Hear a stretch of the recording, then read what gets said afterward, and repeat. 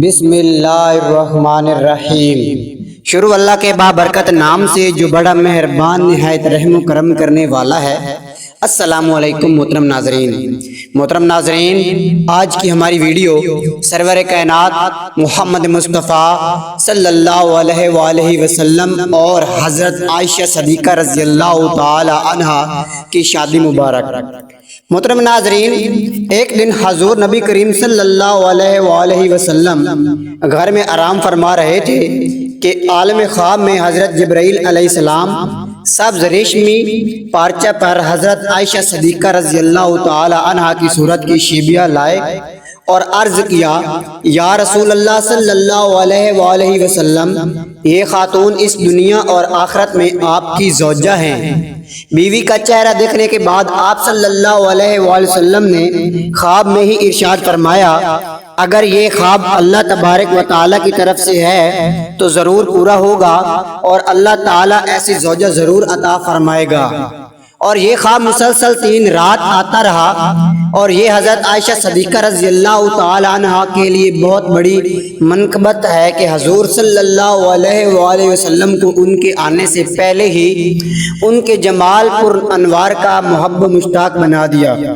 ایک روز نبی کریم صلی اللہ علیہ وآلہ وسلم گھر میں تشریف فرما رہے تھے کہ حضرت عثمان بن مظعون رضی اللہ تعالی عنہ کی زوجہ حضرت خولہ بنت حکیم رضی اللہ تعالی عنہا حاضر خدمت ہوئی اور عرض گزار ہوئی، یا رسول اللہ صلی اللہ علیہ وآلہ وسلم، میرے ماں باپ آپ پر قربان، آپ دوسرا نکاح کر لیں۔ آپ صلی اللہ علیہ وسلم نے دریافت فرمایا، کس سے؟ حضرت خولہ بنت حکیم رضی اللہ تعالی عنہا نے عرض کیا، بیوہ اور کماری دونوں طرح کے رشتے ہیں، جسے پسند فرمائیں۔ حضور صلی اللہ علیہ وآلہ وسلم نے فرمایا، کون ہیں؟ حضرت خولہ رضی اللہ تعالی عنہا نے عرض کیا، بیوہ تو حضرت سودہ بنت زمعہ رضی اللہ تعالی عنہا ہیں، اور کواری آپ کے قریب ترین دوست اور عاشق زار حضرت ابو بکر صدیق رضی اللہ تعالی عنہ کی صاحبزادی حضرت عائشہ رضی اللہ تعالی عنہا ہیں۔ تو فرمایا، دونوں جگہ بات کرو۔ حضور اکرم صلی اللہ علیہ وسلم سے اذن پانے کے بعد حضرت خولہ بنت حکیم رضی اللہ تعالی عنہا سیدھا حضرت ابو بکر صدیق رضی اللہ تعالی عنہ کے در دولت پر پہنچی۔ اس وقت وہ گھر پر نہیں تھے۔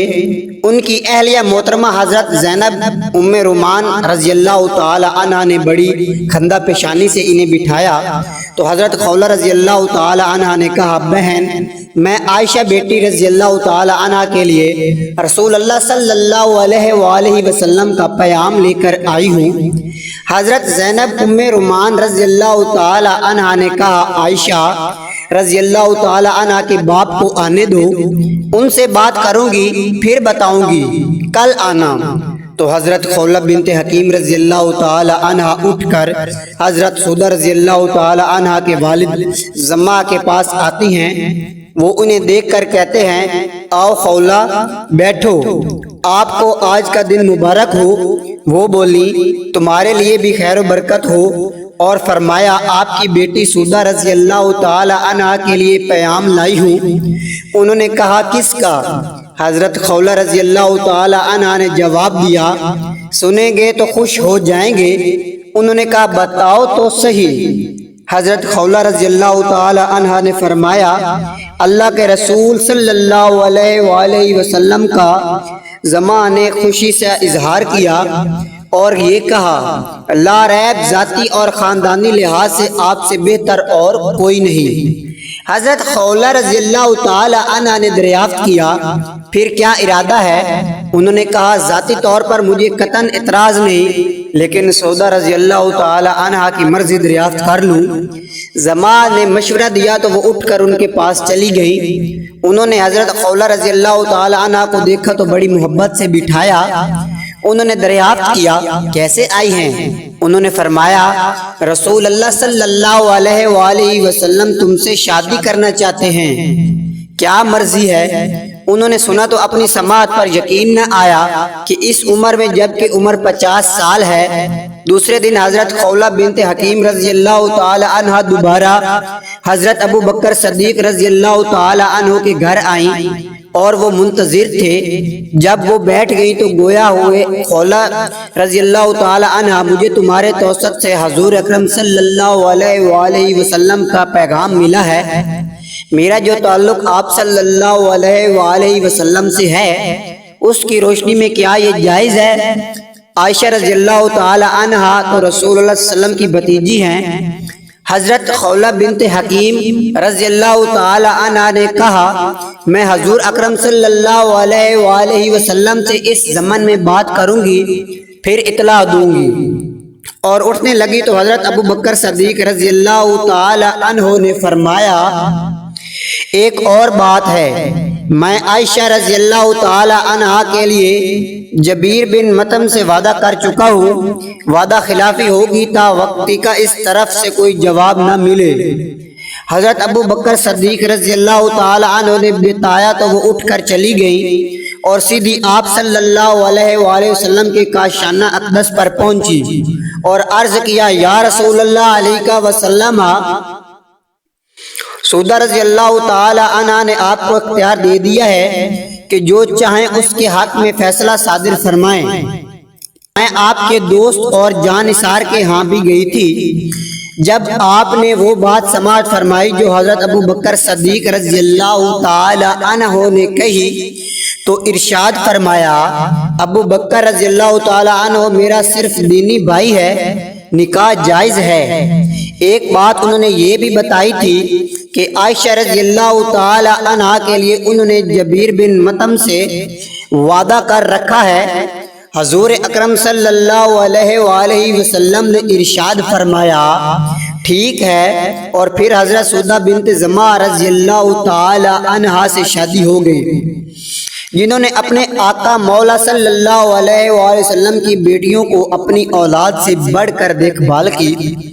چند دنوں کے بعد جبیر بن مطعم نے خود ہی حضرت ابو بکر صدیق رضی اللہ تعالی عنہ کی بیٹی حضرت عائشہ صدیقہ رضی اللہ تعالی عنہ سے شادی کرنے سے انکار کر دیا، اور وجہ یہ بتائی میں نہیں چاہتا کہ عائشہ کے گھر میں آنے سے میرے گھر میں اسلام داخل ہو۔ اللہ رب العزت نے اپنے محبوب صلی اللہ علیہ وآلہ وسلم کے راستے کی تمام رکاوٹیں دور کر دی تھی۔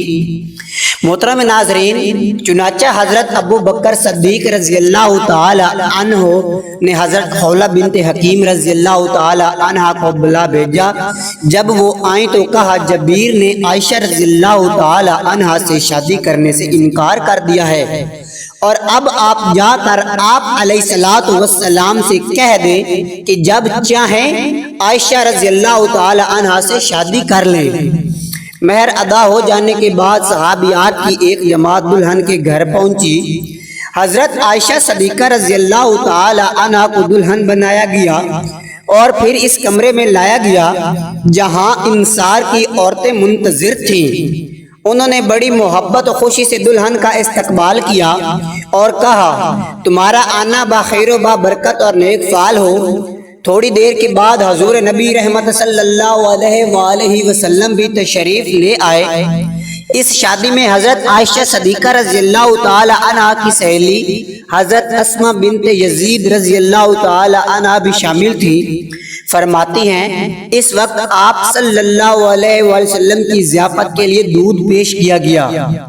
آپ صلی اللہ علیہ وآلہ وسلم نے پیالہ سے تھوڑا سا دودھ پیا اور پھر پیالہ حضرت عائشہ صدیقہ رضی اللہ تعالی عنہ کی طرف بڑھا دیا۔ وہ شرمانے لگی۔ میں نے کہا رسول اللہ صلی اللہ علیہ وآلہ وسلم کا عطیہ واپس نہ کرو۔ پھر انہوں نے شرماتے شرماتے لے لیا اور ذرا سا پی کر رکھ دیا۔ رسول اکرم صلی اللہ علیہ وسلم نے فرمایا اپنی سہیلیوں کو دو۔ انہوں نے کہا یا رسول اللہ صلی اللہ علیہ وسلم ہم کو اشتہا نہیں۔ فرمایا جھوٹ نہ بولو، آدمی کا ایک جھوٹ لکھا جاتا ہے۔ اور پھر حضرت عائشہ صدیقہ رضی اللہ تعالی عنہ کی رخصتی ہو گئی۔ یہ شوال کا مہینہ سن ہجری کا دوسرا سال تھا۔ उम्मुल मोमिनीन हजरत आयशा सदीका रज़ी अल्लाह ताला अन्हा जब मक्के से रुखसत होकर हरम नबवी में रौनक अफरोज हुई तो रिहाइश के लिए आपको जो हुजरा मिला वो मस्जिद नबवी से मुत्तसिल था और उस घर का दरवाज़ा बाद जानिब मस्जिद था। और उम्मुल मोमिनीन हजरत सौदा रज़ी अल्लाह ताला अन्हा जिस घर में मकीन थी उसका दरवाज़ा बाद जानिब आले उस्मान था। उस वक्त सिर्फ 2 ही हिजरे तामीर हुए थे। हजूर अकरम सल्लल्लाहु अलैहि वसल्लम की 2 साहबजादियाँ हजरत उम्मे कलसूम और हजरत फातिमा ज़हरा सलामुल्लाह अलैहा उम्मुल मोमिनीन हजरत सौदा बिन्त ज़मा रज़ी अल्लाह ताला अन्हा के साथ रहती थी। जिस हुजरा में इमामुल अंबिया सरवर कायनात सल्लल्लाहु अलैहि वसल्लम की ज़ौजा हजरत आयशा रज़ी अल्लाह ताला अन्हा क़याम पजीर थी, उसकी लंबाई चौड़ाई चंद ज़राए पर मुहित सिर्फ एक कमरा की सूरत में था। घर का कुल असासा एक चारपाई, एक चटाई, एक बिस्तर, एक तकिया जिसमें छाल भरी थी, आटा और खजूर रखने के लिए 1-2 बर्तन, पानी का एक बर्तन और पानी पीने के लिए प्याला से ज्यादा ना था। कई रातें घर में चिराग नहीं जलता था